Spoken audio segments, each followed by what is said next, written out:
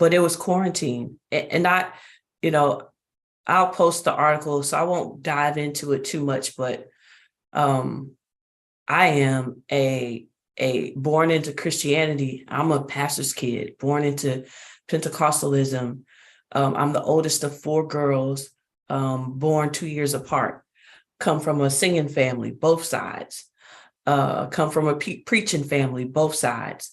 So I was definitely shaped, if you will, for always being in front, always leading out front, speaking out front.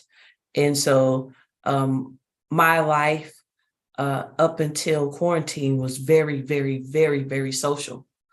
And then quarantine happened. And so quarantine didn't make me an introvert. Quarantine introduced me to my introverted self. I did not know, because of how I had been, again, molded, that I was an introvert. Soon as that quarantine button was pushed, introversion knocked on my door, introduced itself, and I embraced it immediately. And that let me know this is who I've always been. It wasn't a struggle. I didn't have to adjust, nothing. I was happy. And I was like, where did this come from? How have I been missing it all this time? And so, yeah, it was quarantine that let me know this is who I am, and this is where I'm powered and empowered. I feel more empowered as an introvert than I ever have as a leader. Do you think sometimes that, like, if I take myself and I say that I'm a social person similar to you, going out, enjoying the company of others, and then we're putting a situation like many of us over the last few years, right, where it's like you need to learn to stay at home. Was there a little bit of a struggle in the beginning? You're trying to figure it out, or is it something along the lines as saying that I kind of like this, It I was can like, do this? I kind of like this and I could do this. I literally learned that I could go. I don't think I went more than 3 days, but there were segments of quarantine that I could go 2 and 3 days without speaking. Literally. So it was like, this is powerful. It was meditative. I think that's a word. And so actually today you're the second person I've spoken to, and maybe the last person I speak to today. Lots of I should say I have great quality friendships and relationships. And for some reason, a lot of us are the same. We don't, everybody's quiet. And so we are having conversations intentionally, not just, for no reason. And so if there isn't something to talk about, we aren't calling each other, if there's not something to do, we aren't reaching out to each other. And so, if it's to just check in, I talked to a friend today who traveled, and I'd been meaning to check in with her and make sure she got back okay. That was the reason I called. Versus, girl, what you doing? You know. So yeah, I like it. It reveals, I'm trying not to get into the article, but one of the funnest experiences is the revelation of wisdom that comes out of silence. And so don't get me wrong, in the moment of silence, you may not hear any kind of wisdom. No wisdom may be revealed, but I can trace wisdom back to silence. When wisdom is revealed, I can trace it back to moments of silence, where wisdom is birthed. Planted. Wisdom is planted, but then birthed later. And so that's probably one of the funnest things. I think the second is the gift of observation. Again, a friend and I were talking. We were talking about Will Smith and Chris Rock, and I just don't have a lot to offer. I don't have a lot of opinion. Just observation. These people live in worlds unknown to me. And so because of that, I think it's important to observe, but I'm also grateful that I have the ability to observe, just to be quiet. That has really been a big thing for me this year for a lot of reasons, especially spirituality and wisdom.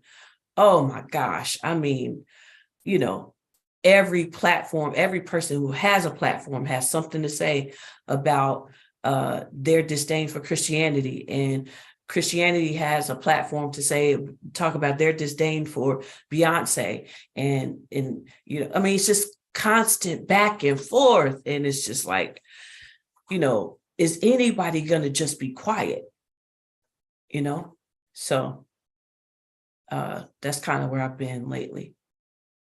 I had a conversation with one of my neighbors today, and it highlights what you just said about being quiet. We're just talking, and he was giving me all these facts, similar to like how you mentioned that Will Smith and Chris Brown. He's throwing all these things out there, and each time he says something, I'm like, "Oh, really? That did happen?" And then he stops, and he's like, "Do you not watch the news?" I'm like, "No, I'm unplugged. I don't have cable." He was like, I was like, "You'll be surprised how more positive, how happier the world looks when you remove yourself from these situations." Because he was talking about this person was shot, this person was robbed, this person died, this person of this background is fighting this person of this background. And I had no idea what he was talking about. It wasn't like I was oblivious to the world. I understand the workings of the world. But the news that he was talking about, I turned around, I told him, you for the 10-15 minutes of this conversation, you haven't told me anything about you, but what you talk about is telling me so much about you. Because I see what interests you. You rather talk about what other things that's going on instead of saying, my kids are well, I'm doing well, things of that nature. So when you decided to find the wisdom in silence and decided to say, this is going to be the new version of me, and I love it. Was it something that were the people around you as receptive, or did you find maybe something started to change because you became a new person? I'm listening to your word choices because I didn't settle myself to find the wisdom in silence. I think, again, the pandemic, the quarantine introduced me to silence, and silence then revealed wisdom. So I didn't position myself. I'm going to choose to know. I am in Georgia. I don't have family here. Excuse me, y'all, my glasses are driving me nuts, but I don't have family here. And so I had no choice but to be myself, because everybody was scared, be by my, or with myself, I like to say, because everybody was scared to be around people. And so, so often I was, you know, just with myself. And so in that, wisdom was being revealed in the silence that introduced itself to me in quarantine.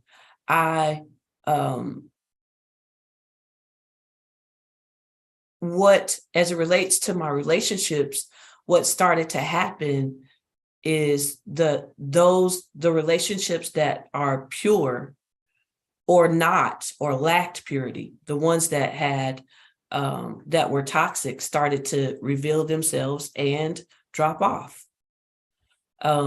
So there wasn't, so the ones that have remained are the ones that should be.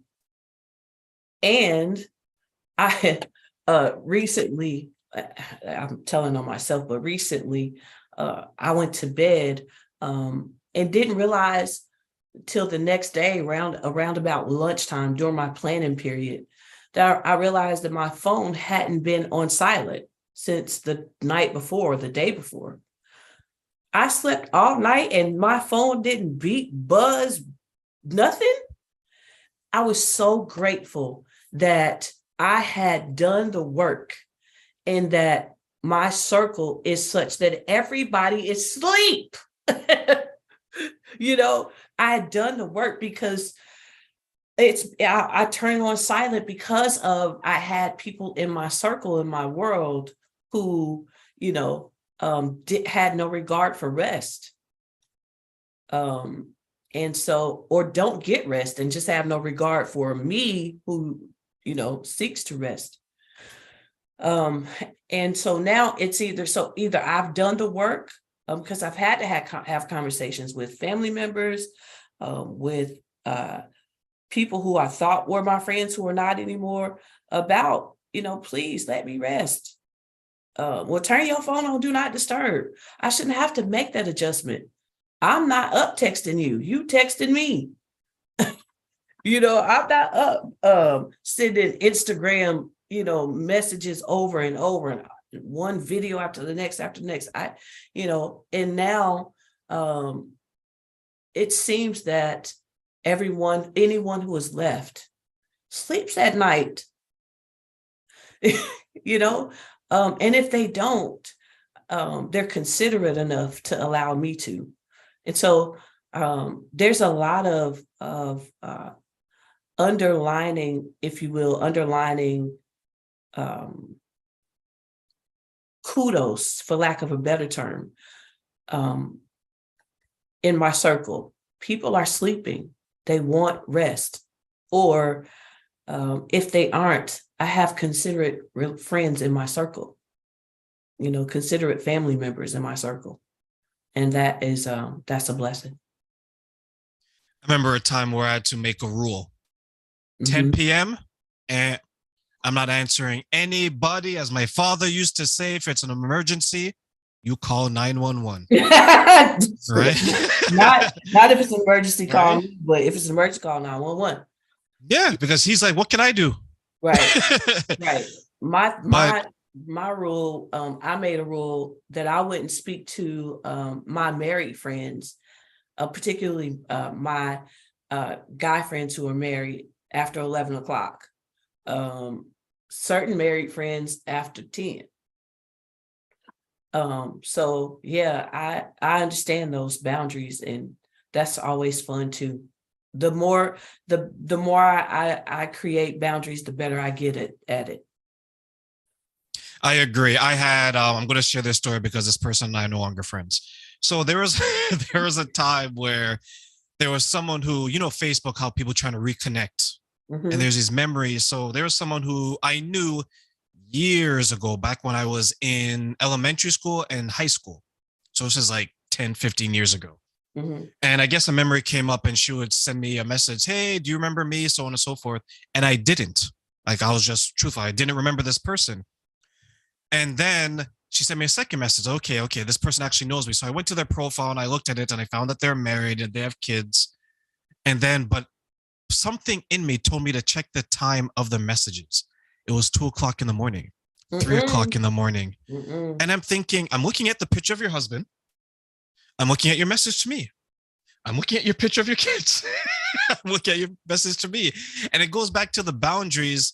It's like when you mention the married couple, are you, one, texting someone else, messaging someone else while you're laying next to the person that you're married to? Or are you coming out of the bed and saying, I'm just going to the washroom, or I'm just going to get a glass of water. Let me do this. And you're right. It shouldn't be, the responsibility is not on us to turn off our phones, put on do not disturb, or put it way over in the corner of another room. Right. We should all have the self-control. Right. Right. I think the other thing too is everybody, especially if you're married, everybody doesn't need to know that you're awake. Everybody doesn't need to know that you are not sleeping with your husband. Everybody doesn't need to know that you are not sleeping alongside your wife. Everybody don't need to know that. So whether, if you're up or, awake, if you go to bed at different times, which is another revealing thing, all of those things, everybody doesn't need to know that. Find something else to do. Stop liking people's posts on social media after after hours, and, it's okay to be awake if that's your thing, but everybody don't need to know that, When you were with yourself during the quarantine, were there what did you learn about yourself during that time? how full I am. Um, so that's why I keep saying wisdom is revealed. I'm not saying that, I'm not offering that, it's new. It may be new to, uh, as it relates to being, present or on the surface, but it's in there. And so that silence, is revealed. I mean, that silence reveals what is already there. And I'm, pretty full. Um, and that's fun. But again, the fun, the I can't decide which one is more important or more enjoyable. Um, the ability to be observant is such a gift, so empowering. Um, but then there's the responsibility also of interpreting what one observes. So there's that responsibility and practice. Um, then there's the practice of what to do with what you interpret.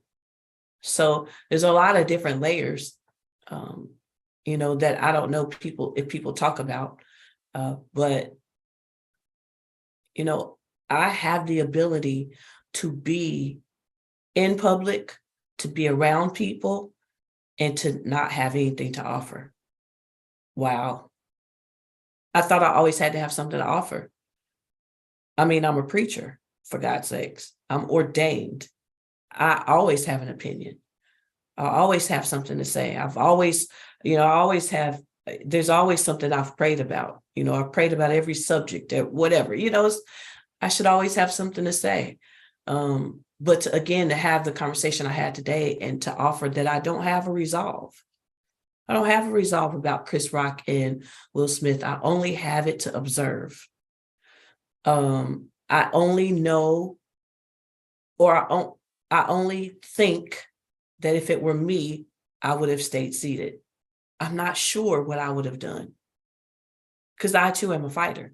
So I'm not sure what I would have done. I'm a protector. I cover, being the oldest of four girls. And so, I can only say that I think I would have kept my seat, but I'm not sure. I don't have the same weight, the same responsibility, the same life experiences. I don't live in the same world. It's a world. I think that they live in. It's a culture that many of us have no idea about. So I think, sometimes it's just important to be silent. I saw what I saw and thought it wasn't real. Thought, did this just really happen? But I still have not given an opinion on it. So to be able to observe and be silent, I think, is more empowering. But then again, to interpret what one observes, and then again to add to that, what to do with what one interprets as a result of observation. It all comes with responsibility. And I think in that specific situation, that's where sometimes we get lost, right? Because we look through a situation and say, if that was me, I would have done this, Mm-hmm. or I wouldn't have done this. Instead of, to your point, maybe taking a step back and saying, let me analyze the situation. Mm-hmm. It was unfortunate. I think many people will say that from their observation. Mm-hmm. And many people will say that violence on a public forum like that shouldn't have happened, Mm-hmm. right? Mm-hmm. And then you just leave it there. Everything else is, well, if I was in this situation, I would have, you don't necessarily know. Mm-hmm. You don't Right? know. I mean, I think it is unfortunate that it happened. That might be the only place I stop.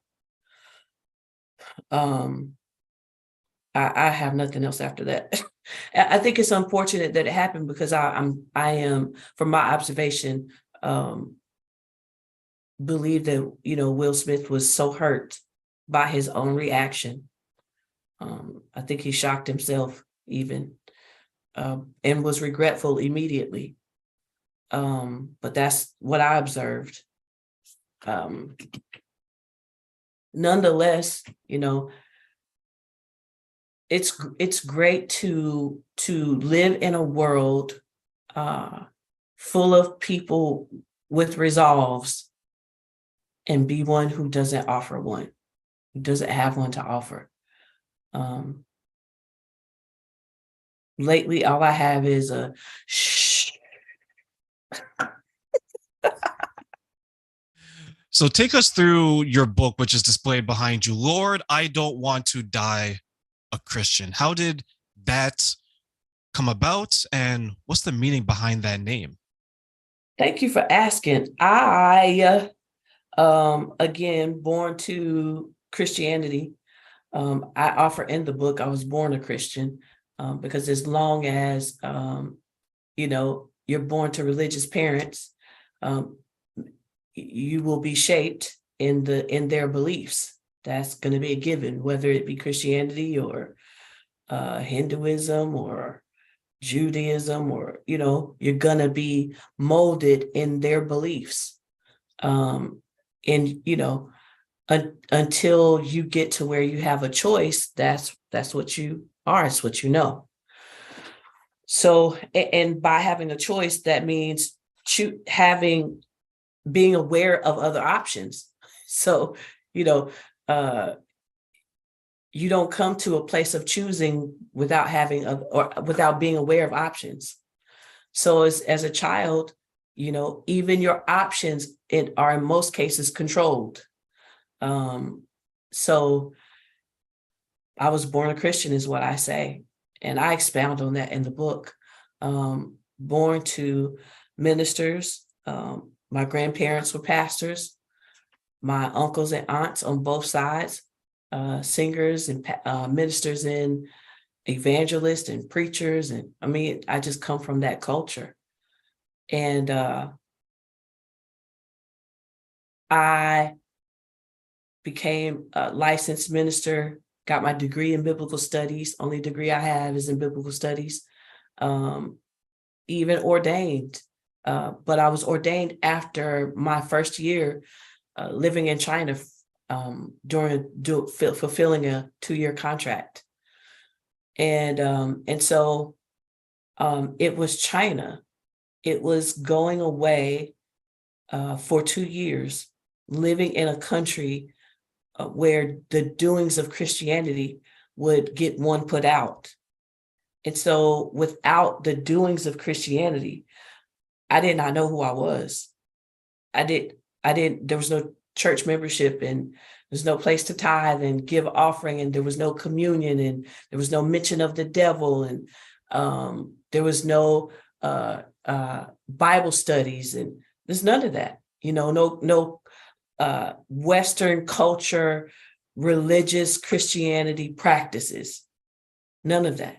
The assumption is when you come from Western culture, going to China, the assumption is that you're Christian anyway. So they're watching you, make sure that you aren't there to do anything that is against their laws relating to religious freedom or the lack thereof. And so I had to be careful. And I learned, I didn't go there really knowing what careful looked like. So over time, I had to learn to be careful. And that meant not wearing clothes that had religious sentiments on them, expression. That meant, maybe hiding my crucifix, or I couldn't carry my Bible everywhere I went like I did here in the States. So those things I had to change. But then as I changed them, well, now how do I represent what I believe? Who am I without all of this stuff? Do I really believe what I was representing? And so I went through that whole process. I was challenged to ask questions of the things I believed because I was living without them. And When I came back from China after my second year, I went back to church, as I'd always done, except for those 2 years, and I didn't fit anymore. And I would say that while in China, my curiosity inhaled. And when I came back from China, my curiosity exhaled into this book. My time back triggered questions even more, and I started to document them, and it turned into this book. For those who are watching on Facebook, YouTube, Twitch, and my social media, please continue and subscribe to find out more about Chandrika and her incredible journey, as well as more guests just as lovely and wonderful as her. And we will